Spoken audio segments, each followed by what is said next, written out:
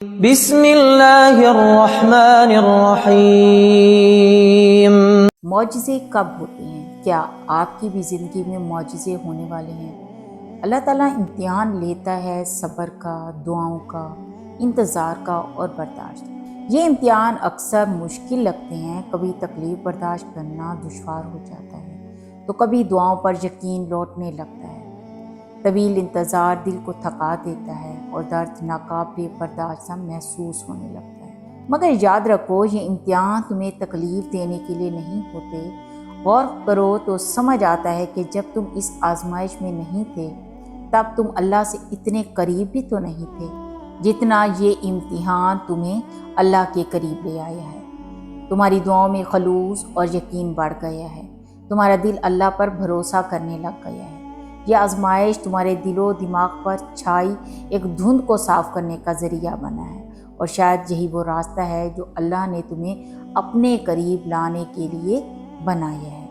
بس صبر کرو، دعا مانگتے رہو اور اللہ کے فیصلوں پر بھروسہ رکھو، کیونکہ آزمائش کے بعد ہمیشہ رحمت اور خوشحالی کا وقت ضرور آتا ہے۔ اگر تم معجزات کی تلاش میں ہو تو یاد رکھو معجزے تب ہی ہوتے ہیں جب تم اپنے رب کی قدرت پر اندھا اعتماد کرتے ہو، جب تم سب وسوسے نکال کر یہ یقین رکھتے ہو کہ وہ رب کوئی نہ کوئی راہ ضرور نکالے گا، جب تم خود کو اس کی رضا کے حوالے کر دیتے ہو، اس کے آگے سر جھکا دیتے ہو، جب تم اپنی خواہشات سے بڑھ کر اس کے حکم کو اہمیت دیتے ہو، اور اس سب کے بعد ہی تم اپنے لیے معجزے دیکھ پاتے ہو۔ آج میں آپ کو ایک لڑکی کی کہانی سناتی ہوں جس کی زندگی میں معجزے ہوئے۔ مدھیہ نام کی لڑکی کی کہانی اسی کی ہی زبانی بیان کر رہی ہوں کہ ہم 7 بہنیں اور 1 بھائی ہیں۔ بڑی بہن کی شادی کی ہو گئی، ہم 6 گھر میں باقی رہ گئیں۔ نہ ڈھنگ کا رشتہ آتا اور نہ ہی ہمارے حالات ایسے تھے کہ لوگوں کو ہم پسند آتے۔ رکاوٹیں، بندشیں، ہم بہت کچھ فیس کر رہے تھے۔ میرے والد جو ہیں وہ ایک لیکچرار تھے، مگر پھر بھی وہ ہماری تعلیم کے اور باقی اخراجات برداشت نہیں کر سکتے تھے۔ میں ان سب حالات سے بہت ڈپریشن میں چلی گئی۔ اسی ڈپریشن کی وجہ سے میں وسوسی سی ہو گئی، بے چین رہتی تھی، یہ چیزیں ذہنی اذیت دیتی تھی۔ میں کسی سے ملنے سے بھی کتراتی تھی، لوگوں کی نظروں سے ڈر جاتی تھی، ہر وقت اکیلا رہنا چاہتی تھی۔ مجھے عجیب قسم کے خیالات آتے کہ کیوں ہوں میں اور کیا ہوں میں عجیب لیول کے ذہنی دباؤ میں آئی۔ امی مجھے مختلف عاملوں کے پاس لے گئی مگر کوئی افاقہ نہیں ہوتا۔ ایک دن میری آنٹی مجھے اپنی دوست کے گھر لے گئیں، ان کی بھی ایک بھتیجی تھی اور میرے ساتھ بیٹھ کر باتیں کرنے لگی۔ ہمارا آپس میں نمبر ایکسچینج ہوئے، میں اس سے باتیں کرتی تو وہ مجھے یقین دلاتی کہ تم ٹھیک ہو جاؤ گی، تم بس تہجد کی نماز ادا کیا کرو۔ اس نے مجھے بہت کہا تو میں مان گئی۔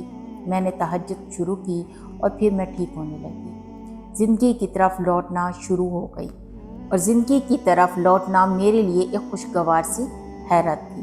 مجھے لگتا تھا کہ میں ان ذہنی بیماریوں کی وجہ سے مر جاؤں گی، مگر اللہ نے ایسا کرم کیا کہ میری 4 بہنوں کی شادیاں ہو گئی، میری منگنی ہو گئی اور 7ویں بہن ابھی چھوٹی ہے۔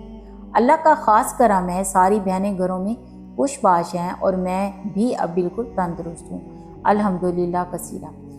تہجد کی نماز زندگیاں بدلنے کے لیے ضرور پڑھیں۔ اگر آپ کو کسی بھی ناممکن حالات میں گھیرا ہے نا تو تہجد کی نماز ضرور پڑھیں۔ آپ کو ناممکن دعائیں ممکن نظر آنے لگیں گی۔ اللہ وہ ذات ہے جو ہر چیز پر قادر ہے۔ آپ کو صرف یقین سے اللہ کی چوکھٹ پر آ کر اللہ کے آگے جھولی پھیلانی ہے اور سب اللہ پر چھوڑ دینا ہے۔ تہجد کے معجزے شیئر کرنے کا مقصد لوگوں کو مایوسیوں اور اندھیروں سے نکالنا ہے۔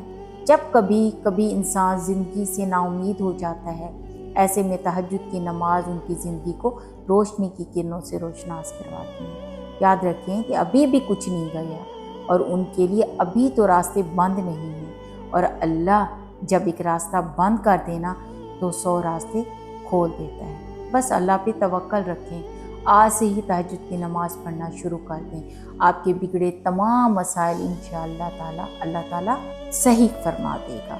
آمین یا رب العالمین۔